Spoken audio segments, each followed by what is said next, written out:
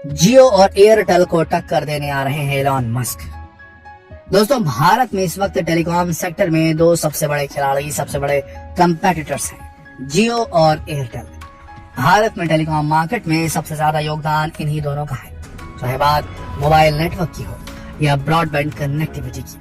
लेकिन जियो और एयरटेल सबसे आगे तभी तक है जब तक बात केवल भारत की ही हो रही हो, क्योंकि इंटरनेशनल मार्केट में कोई है जो जियो और एयरटेल दोनों से बहुत आगे है, जो सिर्फ धरती पर ही नहीं बल्कि अंतरिक्ष में भी सबसे आगे है, तो वो है एलॉन मस्क। अभी तक एलॉन मस्क कई देशों में अपने सैटेलाइट नेटवर्क का जलवा दिखा चुके हैं स्टारलिंक की मदद से, मगर भारत में अभी तक स्टारलिंक की एंट्री नहीं हुई है। लेकिन अब एलॉन मस्क भारत में एंट्री मारने की पूरी तैयारी कर चुके हैं, कमर कसी उन्होंने। इनके आने से भारत को तो फायदा होगा, लेकिन जियो और एयरटेल को होगा सबसे बड़ा नुकसान, क्योंकि एलॉन मस्क का सैटेलाइट नेटवर्क दुनिया में फिलहाल सबसे आगे चल रहा है। अगर भारत में एलॉन मस्क का नेटवर्क आ जाता है तो सबसे पहले टक्कर देगा जियो और एयरटेल को। लेकिन क्या जियो और एयरटेल में से कोई भी इस टक्कर के लिए तैयार है? दोस्तों, आज हम इस वीडियो में आपको बताएंगे कि कैसा है एलॉन मस्क का सैटेलाइट बेस्ड नेटवर्क और कितनी तैयारी है जियो और एयरटेल की एलॉन मस्क के सैटेलाइट बेस्ड नेटवर्क को पछाड़ने की। दोस्तों, आप में से कुछ लोगों ने पहले भी स्टारलिंक का नाम जरूर सुना होगा। ये नाम भारत के लिए नया नहीं है। इससे पहले भी एलॉन मस्क की कंपनी स्पेस एक्स द्वारा बनाया गया space satellite based network Starlink Bharat में आने की शुरुआत किया था। इसके लिए एडवांस बुकिंग भी शुरू हो गई थी, मगर फिर गवर्नमेंट ने स्पेस एक्स को चेतावनी दी कि बिना लाइसेंस के आप भारत में अपने कनेक्शन नहीं लगा सकते। तो स्टारलिंक ने एडवांस बुकिंग को एक्सेप्ट करना बंद कर दिया था। लेकिन अब गवर्नमेंट के माध्यम से ही स्टारलिंक भारत में दस्तक दे चुका है। इससे भारत में पहले से मौजूद टेलीकॉम और ब्रॉडबैंड सर्विसेज देने वाली कंपनियां गवर्नमेंट से लाइसेंस लेती हैं। वैसे ही स्पेसएक्स ने भी अब डिपार्टमेंट ऑफ टेलीकम्युनिकेशन में global mobile personal communication bye satellite services यानी कि GMPSC लाइसेंस के लिए अप्लाई कर दिया है, ताकि भारत में कानूनी तरीकों से अपने स्टारलिंक ब्रांड के under broadband from space service launch की जा सके। दोस्तों, स्टारलिंक एक ऐसा नेटवर्क है जो स्पेस में स्थापित की गई सैटेलाइट्स के माध्यम से इंटरनेट प्रोवाइड करता है। इसके लिए बड़े बड़े टावर लगाने की कोई जरूरत नहीं। जिस तरह टीवी में ब्रॉडकास्ट के लिए घर के ऊपर डिश या भारत की भाषा में बोले छतरी लगवाई जाती है, बस वैसे ही स्टारलिंक के ब्रॉडबैंड कनेक्टिविटी के लिए भी छतरी लगवाई जाएगी और यहाँ से ही आपके घर में लगा बॉक्स नेटवर्क को कैच कर लेगा। और जिन शहरों में टावर भी नहीं लगाए जा सकते, जिन जगहों पर नेटवर्क भी नहीं आते, वहां भी अब नेटवर्क मिलेंगे।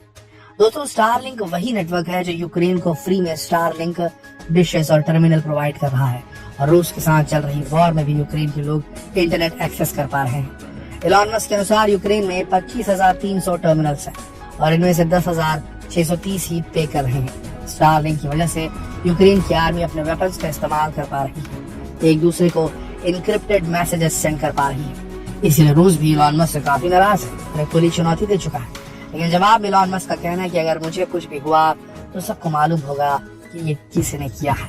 स्टारलिंक अभी तक 3000 से भी ज्यादा सैटेलाइट अंतरिक्ष में धरती की सतह से 550 किलोमीटर की दूरी पर एस्टैब्लिश कर चुका है और आगे 12,000 सैटेलाइट अंतरिक्ष में स्थापित करने का स्पेस एक्स का उद्देश्य है।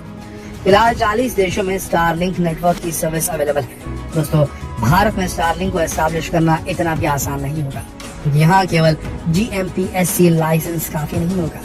स्पेसएक्स को इस लाइसेंस के बाद डिपार्टमेंट ऑफ स्पेस से भी परमिशन लेनी पड़ेगी, क्योंकि इस नेटवर्क से स्पेस द्वारा सर्विस मिलेगी। साथ ही भारत में स्पेसएक्स को अपने ग्राउंड बेस्ड सैटेलाइट गेटवे की भी जरूरत पड़ेगी, जिन्हें स्थापित करने के लिए Indian National Space Promotion and Authorisation यानी कि इन स्पेस की परमिशन भी चाहिए, जिसे हासिल करना आसान तो बिल्कुल नहीं होगा। दोस्तों, भारत ने भी अंतरिक्ष में अपनी सैटेलाइट स्थापित की हुई है, लेकिन वो धरती की सतह से लगभग 36,000 किलोमीटर की दूरी पर है। तो अगर वहां से इंटरनेट नेटवर्क पृथ्वी तक पहुंचाया जाए तो वो स्टारलिंक के मुकाबले काफी स्लो होगा। ये स्टारलिंक सैटेलाइट और पृथ्वी के बीच की दूरी बहुत कम है, जिससे स्मूथ इंटरनेट एक्सेस पॉसिबल है।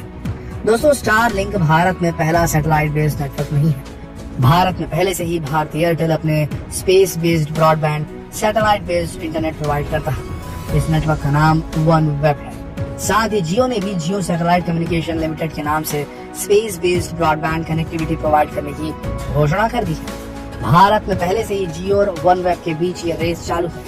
यहाँ तक कि OneWeb और जियो को डिपार्टमेंट ऑफ टेलीकम्युनिकेशन से लाइसेंस भी मिल चुका है। भारत में सैटेलाइट सर्विस देने के लिए सबसे पहले अप्रैल में OneWeb ने DOT से लाइसेंस लिया और फिर सितंबर में जियो ने भी लाइसेंस प्राप्त कर लिया। इन्हीं के पीछे पीछे अमेजन का प्रोजेक्ट कुइपर ये भी भारत में सैटेलाइट नेटवर्क प्रोवाइड करने की दौड़ में शामिल हो चुका है। टाटा टेलीसेट भी अमेजन के साथ जुड़ चुका है। लेकिन फर्क इतना है कि भारत की कंपनियां जिन सैटेलाइट से नेटवर्क प्रोवाइड कर सकती हैं पृथ्वी से बहुत दूर है और स्टारलिंक इस मामले में आगे निकल चुका है। उसने पृथ्वी के लोअर ऑर्बिट में अपने सैटेलाइट एस्टैब्लिश करके दुनिया भर में वाहवाही बटोरी। भारत में जियो और एयरटेल के ब्रॉडबैंड सैटेलाइट नेटवर्क से बहुत पहले 2021 के मार्च में स्टारलिंक भारत में एक लोकल बिजनेस यूनिट ओपन कर चुका था और अपनी डिशेस बेच भी चुका था। प्री बुकिंग हो चुकी थी। तब गवर्नमेंट ने इलॉन मस्क को सीधा आगाह किया कि पहले उन्हें लाइसेंस लेना होगा, तभी वो यहाँ इंटरनेट सर्विस शुरू कर पाएंगे। उसके बाद 2022 की शुरुआत में सभी कंज्यूमर्स का पैसा स्पेसएक्स ने रिफंड कर दिया और फिर गवर्नमेंट के बताए अनुसार भारत में एंट्री मांगी। उस समय 2021 में स्टारलिंक का कोई कंपटीटर नहीं था, लेकिन अब जब अक्टूबर में स्टारलिंक वापस आया तो मार्केट में ऑलरेडी कंपटीटर्स अपनी छाप छोड़ चुके थे, जिससे स्टारलिंक के मार्केट पर असर भी हुआ। अब जियो और एयरटेल को टक्कर देने इलॉन मस्क अपने इंटरनेशनल लेवल पर पॉपुलर स्टारलिंक को लेकर आने वाले हैं। देखना यह है कि आगे कौन निकलेगा।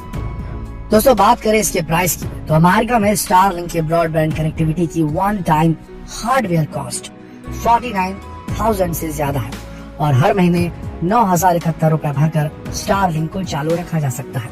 लेकिन भारत में इसकी कीमत कम होने के अनुमान लगाए जा रहे हैं।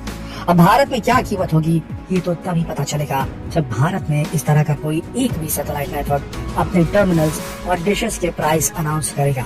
उससे अंदाजा लगाना आसान होगा कि इंडियन मार्केट में इसके प्राइस कितने होने वाले हैं। वैसे स्टारलिंक के नेटवर्क की स्पीड जियो और एयरटेल से कहीं गुना ज्यादा होने वाली है। जियो और OneWeb के नेटवर्क की स्पीड 50 Mbps से 100 Mbps तक होने की उम्मीद है और स्टारलिंक के नेटवर्क की मैक्सिमम स्पीड 150 Mbps हो सकती है। स्टारलिंक की खास बात ये भी है कि इसका राउटर एक समय पर 128 डिवाइस से कनेक्ट हो सकता है। तो दोस्तों, आपको क्या लगता है, क्या अब जियो और एयरटेल के पहले से ही मार्केट में होने के बावजूद स्टारलिंक भारत में टिक पाएगा, या फिर स्टारलिंक की दस्तक ने सच में जियो और एयरटेल को हिला कर रख दिया है? क्या स्टारलिंक अभी भी पीछे है किसी मामले में? अपने विचार कमेंट करके हमें जरूर बताएं। साथ ही इस वीडियो को ज्यादा से ज्यादा शेयर करें ताकि ज्यादा से ज्यादा लोग स्टारलिंक के बारे में जाने। वैसे अगर स्टारलिंक भारत में आएगा तो क्या उसे आप लगवाएंगे? यस और नो कमेंट सेक्शन में जरूर लिखिए।